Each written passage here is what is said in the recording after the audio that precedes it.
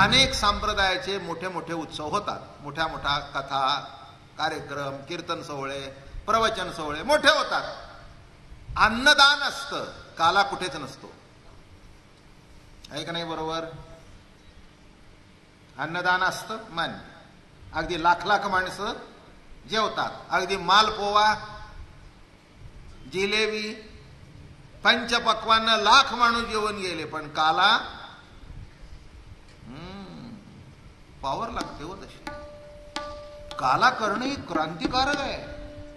हे आत्ताचा काला तरी कसा आहे, तरी पण फार महत्वाचा काला आहे. आता एक लक्षात घ्या, या ठिकाणी कोण कोणत्या समाजाचा आहे, कोण कोणत्या जातीचा आहे हे आमच्या डोक्यात सुद्धा येत नाही.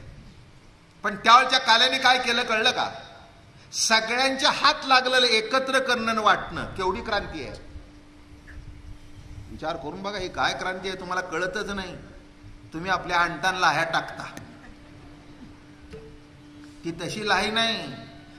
समाजाची विकृती बघून, समाजाचे हे दुभंगलेला समाज बघून संतांच्या अंतःकरणाची लाही लाही होत होती. त्या लाहीचं एक प्रतीक म्हणजे ही लाही आहे.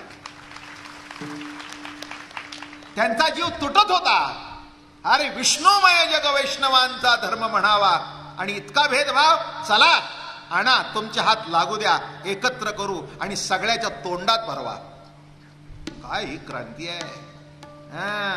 एक सांगू का, कॉन्स्टिट्यूशन आत्ता झालं, बरोबर आहे की नाही? माझ्या माहितीप्रमाणे 54 साली, 54 सालाच्या दरम्यान कॉन्स्टिट्यूशन झालं. आणि त्या कॉन्स्टिट्यूशन मध्ये आर्टिकल 17, आर्टिकल 14 याच्यामध्ये हे कायदे घातले की कोणाला जातीकडून आमच्याकडून कमी लेखू नाही. पण काय घडले? अजून बाई डोक्यातली 11 त्रिक 33 जमत नाही, तर सगळा 11चा पाडा केव्हा व्हायचा? बर का, हे लक्षात घ्या, किती अवघड आहे. आमच्याकडे बघा, ज्ञानोबारायच्या काळी क्रांती सुरू झाली. पांडुरंग विटेवर उभा राहिला, महाद्वारातून दर्शनाला जावं. महाद्वारात पहिलं दर्शन चोखवारायचं. बीसी चोखवाराय म्हणजे कॉन्स्टिट्यूशन मधले बीसी. जे कळतं ते दुःख आणि कळत नाही तो आनंद.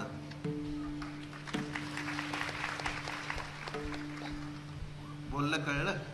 दुःखात जीव साक्षी असतो आणि आनंदात समरस असतो, म्हणून तो आनंद कळत नाही. पण देखलेपणे एकले आस्वाद जे जेवी, त्याचा आस्वाद मात्र राहतो. दुःख कळतं कारण दुःखामध्ये विषमता आहे आणि आनंदामध्ये समत्व असल्या कारणाने तो कळत नाही. पण वा, आहा वा, वा म्हणजे काय? वा. हे ज्याला कोणत्याही विशेषण देता येत नाही. आनंद म्हणजे काय? आनंद. वा, वा म्हणजे काय?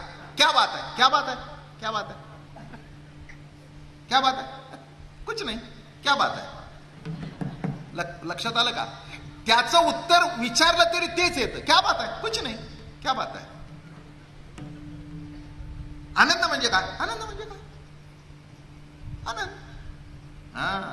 हेच वैशिष्ट्य आहे याच. तसं इतके रंगून गेले. शेवटी जनाबाईने विचार केला, नाम आहे, ज्ञान आहे, निवृत्तीनाथ समोर बसलेले आहेत. प्रसन्न निवृत्ती राजा ज्ञानदेवनी उदारू, या लागी ज्ञानदेव नाम गुरु कृपेने पावलो. या लागी ज्ञानदेव नाम. त्या कीर्तनाला सगळे जमलेले आहेत. मुक्ताबाई आहे, जनाबाई आहे, सुपान काका आहेत, हे टाळ घेऊन उभे राहिले. श्रोते निवृत्तीनाथ आहेत, बाकी सगळे जमलेले आहेत चंद्रभागेच्या वाळवंटात. जनाबाई जरा असं रेटून बोलणारी होती. आता देवाला जी बोलत होती ती बाकी कोणाला ऐकेल का? आणि ज्ञानोबारायाला एवढं रेटून बोलणार तरी कोण?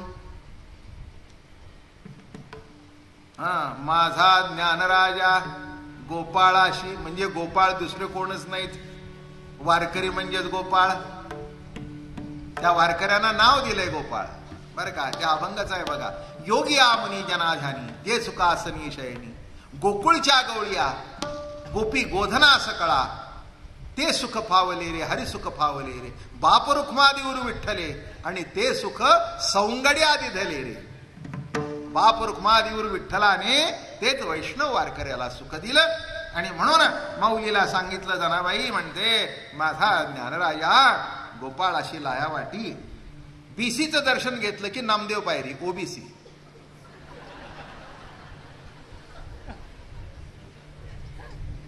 बीसी झाला की पुढे कोण? नामदेव पायरी. नामदेव महाराज कोण? ओबीसी. आता सध्या पत्र टाका माझ्यातर्फे दिल्लीला की चोखोवर आहे बीसी ठरले, नामदेवर आहे ओबीसी ठरले. आता पांडुरंगाला कोणत्या कॅटेगरीत घालता ते घाला, म्हणजे कॉन्स्टिट्यूशन पूर्ण झालं. अजून का एक लक्षात घ्या, नाही पांडुरंगाची जात सुद्धा कुणाला कळत नाही, कारण सगळ्या जाती त्याच्यात आहेत, तो एका जातीचा नाही. अजून सांगतो, अजून पुष्कळ विश्लेषण सांगेन तुम्हाला मी. राम क्षत्रिय, कृष्ण क्षत्रिय, पांडुरंग कोण? पांडुरंगाची आई पण माहिती नाही, बापही माहिती नाही. त्याचं उत्तर देऊ का? कारण तोच सगळ्याचा आईन बाप आहे. त्याला निराळी आई नाही, त्याला निराळा बाप नाही. त्याची जात तुम्हाला माहितीये का? कोण जात? नाही नाही, सगळ्या जाती त्याच्यात आल्या. म्हणून एकमेव जगातला देव असा आहे की ज्याला जाऊन शिवता येतं, कारण तो सगळ्याला शिवणारा देव आहे. ही केवढी मोठी क्रांती आहे मला सांगा. आणि म्हणून हे जेव्हा पांडुरंगाने अवतार घेतला, गोकुळातला कृष्ण पांडुरंगाच्या रूपाने आला आणि पुढे काही कालाने माऊलीच्या रूपाने विष्णू होऊन आला. ज्याला नामदेव हे पटलं, कळलं आणि वळलं, त्याचं ज्ञानदेव सुद्धा ऐकतो. कारण ज्ञानदेव हे ज्ञानदेव नाही, ते मुखाने घेतल्यानंतर ते सुद्धा नामदेवच झालं. ज्ञानदेव चतुराक्षरी जपहा करीतू. काय झालं ज्ञानदेव? ज्ञानदेव ज्ञानदेव राहिलं का? ज्ञानदेव नामदेव झालं. नामच देव झालं. नामया तुझ्या घरी घेऊन जा. आणि ती जनाबाई नामदेवराच्या घरामध्ये दासी होऊन आली. म्हणून प्रत्येक अभंगात लिहिले म्हणे नामयाची जनी. तुम्हाला हेच वाटलं पाहिजे प्रत्येकाला, आम्ही कोणाचे आहोत? नामधारक संतांचे आहोत.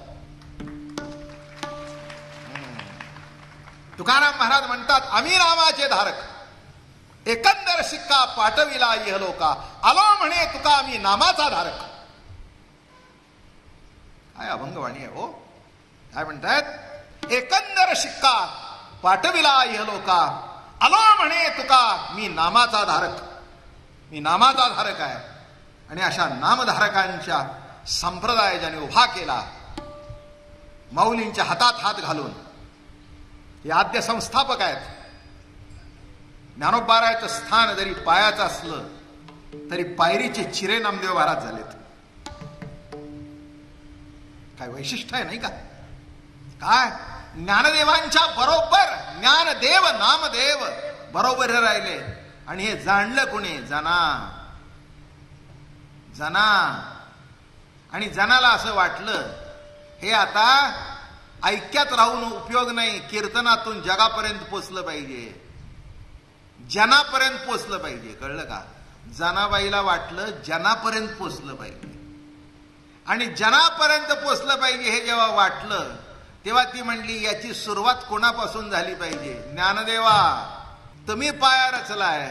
नामदेवांच्या घरामध्ये, महाराजांच्या घरामध्ये जनाबाई आमची पोरबाळ होती, आले पंढरीच्या वारीला. बरं का? गर्दी खूप, अशीच गर्दी. आणि जनाबाईंनी जाणला, जिने देवाला जाणला ती जनाबाई. जना जाणीव जना जाणलं. एका कोपऱ्यात उभी राहिली. सगळे वडील, मुलं बाळ तिथे बरीच होती, यांची बरीच होती. सगळ्यांना पुढे ढकलतायत. आता त्या बडव्याने हात घातला की एकदम बाहेर नामदेव बाहेरलाच बाहेर पडलं. धक्का मारून मारून मारून मारून त्यांना वाटते खाला आहे, कशाची खाली आहे. ही जी बघत उभी राहिली, पांडुरंगाला बघितलं. सख्या पांडुरंगा, किती रे गोड दिसतोस. गोड तुझे रूप, गोड तुझे नाम, देई मज प्रेम सर्व काळ. विठो माऊलिये हाचीवर देई, संचरोनी राही हृदया माझी. किती रे गोड दिसतोस पांडुरंगा. सख्या, खरं सांगू माय बाप्पा, मला असं वाटलं माझ्या इथलेच इथे उभा आहेस. तो हा विठ्ठल बरवा, तो हा माधव बरवा. सख्या, आणि अशीच बघत उभी राहिली. सगळे गेले आणि एका कोपऱ्यात उभी राहिली. सगळं देऊळ खाली झालं. त्या दिवशी नामदेवराया देवळात आले. जनाबाई तिथे कोपऱ्यात उभ्या होत्या. दर्शन घेतलं, बघितलं पांडुरंगाकडे, हात धरला. नामा, नामा, हिला तुझ्या घरी घेऊन जा. हिचा सांभाळ तू कर. म्हणून जनाबाईचा सांभाळ नामानी केला होता. आणि जनाबाईचा सांभाळ नामदेवानी केला म्हणून ज्ञानदेवानी तिचं ऐकलं. काय समजलं?